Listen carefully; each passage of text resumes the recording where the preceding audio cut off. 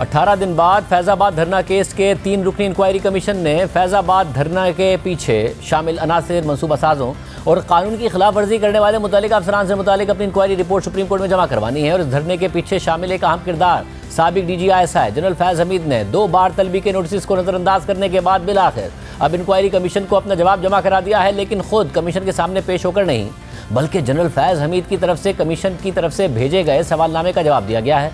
और जनरल फैज हमीद ने अपने जवाब में फैजाबाद धरने में अपने किरदार से मुताल्लिक सारी जिम्मेदारी नून लीग की हुकूमत पर डाल दी है और वाज़ेह किया है कि उन्होंने तहरीक लब्बैक पाकिस्तान से मुज़ाकरात नून लीग की हुकूमत की हिदायत पर किए थे। जियो न्यूज़ के नुमाइंदे एजाज सैयद के मुताबिक जनरल फैज हमीद ने कमीशन के सवालनामे का जवाब देते हुए कहा है कि उन्होंने हुकूमत की हिदायत पर तहरीक लब्बैक पाकिस्तान से मुज़ाकरात किए थे और उन्होंने नून लीग की हुकूमत के खिलाफ साजिश करने के इल्ज़ामात की तरदीद कर दी है। मगर ब्रेक से पहले ख्वाजा आसिफ साहब अभी हमारे प्रोग्राम में कह रहे थे कि फैजाबाद धरने में बंदे ही जनरल फैज हमीद ने बिठाए थे, तो मुज़ाकरात के लिए और किसको कहते। साथ ही उन्होंने कहा कि मैं फैजाबाद धरना इंक्वायरी कमीशन के सामने भी यही बयान दूंगा। हमारे साथ नुमाइंदा खुसूसी जियो न्यूज़ सैयद साहब मौजूद है। सैयद साहब बहुत शुक्रिया, आपकी खबर है ये।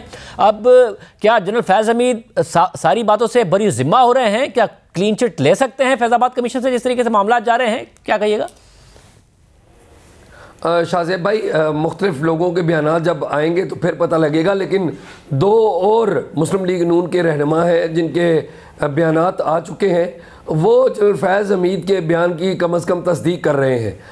ख्वाजा आसिफ साहब तस्दीक नहीं करते। आज इन्होंने आना था कमीशन में, आज ख्वाजा आसिफ साहब की भी हाज़िरी थी लेकिन इनकी तबीयत ठीक नहीं थी, नहीं आ सके।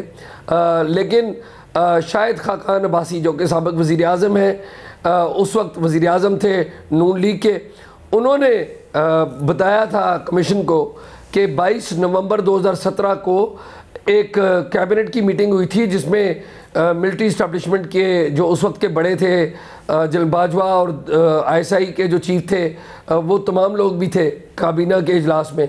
तो उन्होंने मिल के एक फ़ैसला किया था और उस काबीना के इजलास में उस वक्त के वज़ीर दाखिला एहसन इकबाल वो भी मौजूद थे। तो जो शाहिद खाकान अब्बासी हैं, उन्होंने कहा कि मैं ऑन करता हूँ, कमीशन में उन्होंने ये बात बताई है कि मैं ऑन करता हूँ उस फैसले की कि हमने ये फ़ैसला किया था कि जो धरने के लोग हैं उनसे बातचीत करनी है और हमने ये फ़ैसला किया था कि जो ISI के ज़रिए ये बातचीत होगी। तो उन्होंने इसकी ओनरशिप ले ली है। जो एहसन इकबाल हैं, उन्होंने धरना कमीशन को पहले बता रखा है कि वो जो सारा धरना था उसका मकसद नवाज़ शरीफ और नून लीग हुकूमत के ख़िलाफ़ एक साजिश थी, इस्लामाबाद पर कब्ज़ा करना था। लेकिन एट द सेम टाइम उन्होंने खुलकर मेरी इत्तलात के मुताबिक ये बात जनरल फैज़ हमीद के ऊपर नहीं डाली। उन्होंने माना है कि हुकूमत का ये फ़ैसला ज़रूर था, ताहम जो कोई एविडेंस हो ना कि फैज़ हमीद साहब के ख़िलाफ़ कोई एविडेंस हो तो वो उन्होंने कोई नहीं दी। सब तो क्या कमीशन यही बात देख रहा है कि मुज़ाकरात करने का फ़ैसला किसका था और कैसे जनरल फैज़ हमीद ने मुज़ाकरात किए, या ये भी देख रहा है कि ये पूरा का पूरा फैज़ाबाद धरना किसने कराया, क्यों कराया और क्या इसके हक़ाइक़ थे, कौन इसके पीछे था? जी, कमीशन जो है वो देख रहा है कि धरना कराया किसने था, इसके पीछे कौन था। इसमें 2-3 चीज़ें बड़ी अहम है। एक बात तो ये है कि जो फैज़ हमीद थे, जिसके बारे में अभी आज मीडिया जो है वो बड़ी खुल के बात कर रहा है, जब वो पावर में थे तो ज़ाहिर है आपको पता है कोई बात नहीं करता।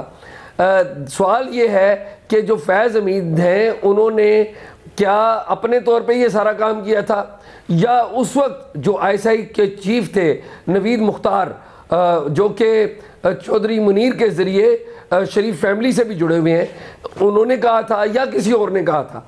अब इस सिलसिले में मेरी इत्तलात के मुताबिक जो नवीद मुख्तार थे जो उस वक्त के ISI चीफ हैं, उनसे भी पूछगिछ की जाएगी और DG रेंजर्स जिन्होंने पैसे तकसीम किए थे, आपको याद है कि वीडियो बड़ी मशहूर थी, आपने भी वो चलाई थी वीडियो, जिसमें DG रेंजर्स पंजाब पैसे तकसीम कर रहे थे धरने के शुरका में, उनसे भी पूछगिछ की जाएगी। लेकिन मुझे अभी तक आज तक की जो गुफ्तगू है कमीशन के सामने मुख्तलिफ लोगों ने की है, पिंडी और इस्लामाबाद की पुलिस और इंतज़ामिया ने बयान दिए हैं, उसमें फैज़ हमीद मुझे अभी तक इम्प्लीकेट होते हुए नज़र नहीं आ रहे। कल क्या होगा मुझे पता नहीं।